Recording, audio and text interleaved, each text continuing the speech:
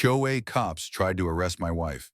They froze when she flashed her FBI badge. I knew something was off the moment Karen's neighborhood patrol showed up in tactical vests, barking orders like we were on a crime scene. But I never expected them to try handcuffing my wife in front of our house until she reached into her coat, pulled out her wallet, and showed them her badge. Federal Bureau of Investigation. The silence that followed was the kind you never forget.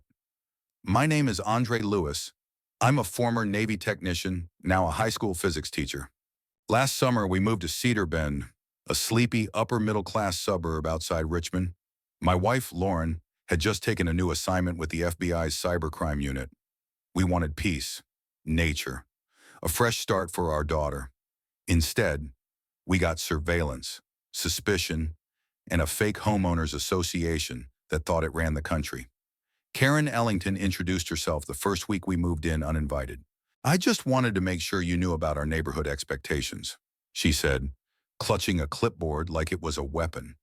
Her expectations weren't in any legal document, just a series of made-up rules on lawn gnomes, driveway chalk, and who could use the walking path behind our house. We were polite, at first, then came the first warning letter. "Your wife appears to be loitering with a stroller near Lot 34. Multiple residents have expressed concern.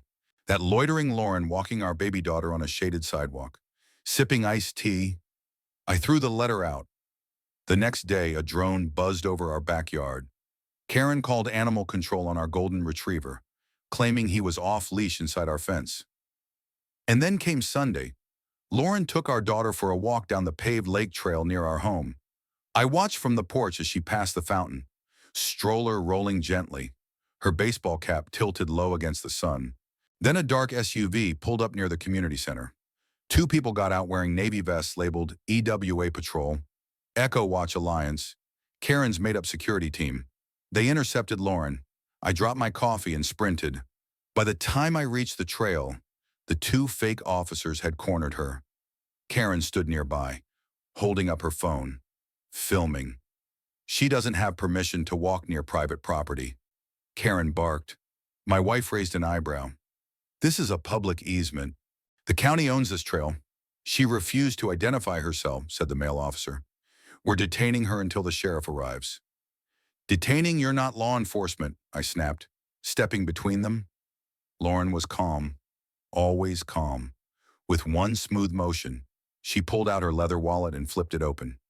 "FBI, Special Agent Lauren Daniels Lewis." The air changed. Karen took a step back, muttering something about deep state intimidation. The two officers froze, visibly sweating now. One lowered his hand from his utility belt.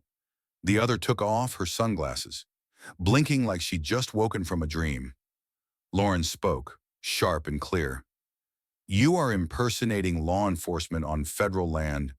That's a felony, and I'm giving you 10 seconds to step away from my family before I call in a real unit." Karen tried to bluster. "We're just enforcing HOA safety." "There have been incidents." Suspicious people, I asked. "You mean us?" That's when neighbors started gathering. Phones out, some of them whispering. One man recorded everything. He was a retired judge who lived across the street. Within 30 minutes, real sheriff deputies arrived. Lauren handed over her ID, explained everything, showed them a flash drive she'd kept with footage from our Ring camera, a pattern of harassment that had gone on for weeks. The deputies asked Karen to sit down. She refused. They cuffed her. The fallout came fast. Local news picked up the story. Fake HOA officer tries to detain FBI agent. It went viral in days. People from all over the country sent messages. A local civil rights attorney stepped in to file a harassment suit on our behalf. Other neighbors came forward, revealing that Karen's group had been targeting Black and Latino families using scare tactics, fake citations, even trespassing into backyards. One family found a GPS tracker under their car. Another had their water shut off. Karen wasn't just a busybody. She was running a surveillance ring under the guise of a homeowners group. Lauren filed an official federal report. 2 of Karen's patrol officers were indicted for impersonating law enforcement and attempted unlawful detention. Karen herself was charged with multiple counts of harassment and fraud. Turns out, she'd been collecting HOA dues from over 30 residents without any legal authority. It all unraveled. But what mattered more was what came after. At the next community town hall, once Karen had been barred from attending, I stood up to speak. I don't care if you knew or didn't know what was happening, but if you stayed silent, if you laughed at her jokes, if you turned away when a neighbor got targeted, you were part of it. And for once, the room didn't stay quiet. One by one, people stood up, apologized, promised to vote in new leadership, to file proper paperwork, to set up real legal community guidelines. This time, inclusive, transparent. Now, a year later, Lauren still walks the trail with our daughter. I fish. The new HOA president, a Vietnamese-American dad with a background in nonprofit housing law. Our neighborhoods changed because we spoke up, because she didn't back down.